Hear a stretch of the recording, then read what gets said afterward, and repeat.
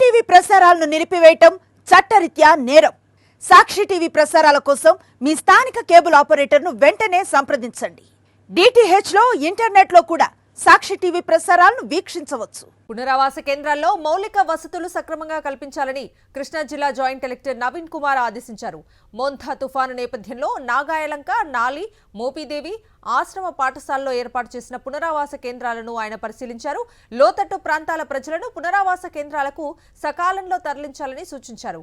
వారికి ఆహారం, మందులు సక్రమంగా అందించేందుకు అధికారులు సమన్వయంతో పనిచేయాలని ఆదేశించారు నవీన్ కుమార్.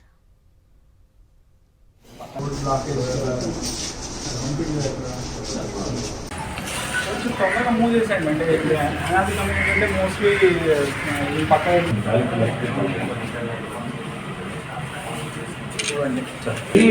బిల్డ్ చేశారు, ఎన్ని సెంటర్స్ బిల్డ్ చేశారు ఇప్పటికి.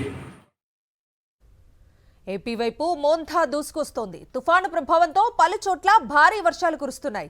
ఈ నేపథ్యంలో మచిలీపట్నం తీర ప్రాంతంలో స్పెషల్ ఆఫీసర్ అమ్రపాలి, కృష్ణా జిల్లా జాయింట్ కలెక్టర్ నవీన్ పర్యటించారు. మంగినపూడి బీచ్ ను సందర్శించి అధికారులకు కీలక సూచనలు చేశారు.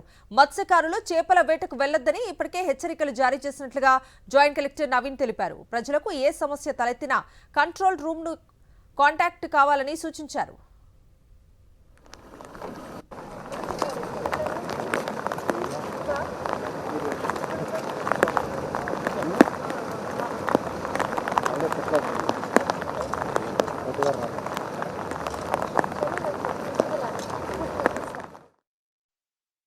మచిలీపట్నంలో రెడ్ అలర్ట్ ఆల్రెడీ కలెక్టర్ గారు ప్రకటించున్నారు. దాదాపు మనకి ఈరోజు, రేపు, ఎల్లుండి భారీ నుంచి అతి భారీ వర్షాలకు అనే సూచన అయితే మనకుంది.